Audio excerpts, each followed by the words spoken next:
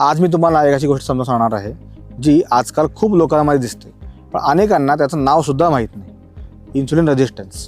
बऱ्याच जणांना असं वाटतं की वजन वाढतंय, दिवसभर थकवा येतोय, गोड खायची खूप इच्छा होती, पण रिपोर्टमध्ये अजून डायबिटीज नाही. मग नेमकं चाललंय तरी काय? याचं एक मोठं कारण असू शकतं इन्सुलिन रेझिस्टन्स. सोप्या भाषेत समजून घेऊया. आपण जेव्हा जेवतो तेव्हा अन्नातून ग्लुकोज तयार होतो. हा ग्लुकोज ब्लडमधून शरीराच्या पेशींमध्ये जाऊन एनर्जी देतो. इथे इन्सुलिन नावाचा हार्मोन काम करतो. तो ग्लुकोजला पेशींमध्ये घेऊन जातो.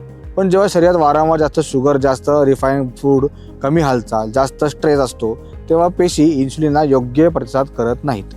म्हणजेच इन्सुलिन काम करते पण पेशी त्याला ऐकत नाही. यालाच इन्सुलिन रेझिस्टन्स म्हणतात. आता याचा परिणाम काय होतो? ब्लडमध्ये ग्लुकोज वाढत राहतो. शरीर जास्त इन्सुलिन तयार करतं. जास्त इन्सुलिन म्हणजे फॅट स्टोरेज जास्त, त्यामुळे वजन विशेषतः पोटाभोवती वाढायला लागतं. दुसरं म्हणजे थकवा. ब्लडमध्ये शुगर असतो पण तो पेशीमध्ये जातच नाही, त्यामुळे एनर्जी कमी मिळते, म्हणून माणसं सतत थकलेला वाटतं. तिसरं म्हणजे क्रेविंग्स. विशेषतः गोड खायची इच्छा वारंवार होते, कारण शुगर लेवल पटकन वाढते आणि पटकन खाली येते, त्यामुळे पुन्हा गोड खावंसं वाटतं. हा एक सायकल तयार होतो. काही लोकांमध्ये त्वचेवर काळसर डाग येणे, विशेषतः मानेला किंवा बगलांमध्ये, हे सुद्धा इन्सुलिनमध्ये रेझिस्टन्सचं लक्षण असू शकतं.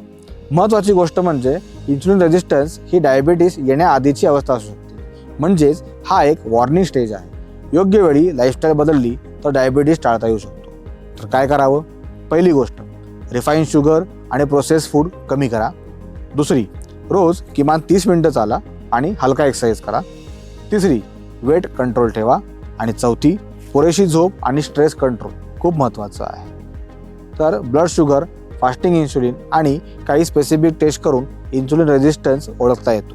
त्यामुळे सिम्पटम दिसत असतील तर तपासणी करणे गरजेचं आहे. जर तुम्हाला वजन पटकन वाढत असेल, दिवसभर थकवा येत असेल, वारंवार गोड खायची इच्छा होत असेल किंवा फॅमिली हिस्ट्रीमध्ये किंवा डायबिटीज असेल तर याकडे दुर्लक्ष करू नका.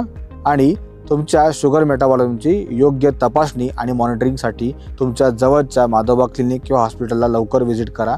आणि वेळेत लक्ष दिलं तर मोठा आजार टाळता येतो. हा व्हिडिओ आवडला असेल, ही माहिती तुम्हाला उपयुक्त वाटत असेल तर हा व्हिडिओ नक्की शेअर करा, लाईक करा. तुमच्या मनात काही प्रश्न असतील तर कमेंटमध्ये विचारा आणि अशाच आरोग्यविषयक माहितीकरता चॅनल सबस्क्राईब करा.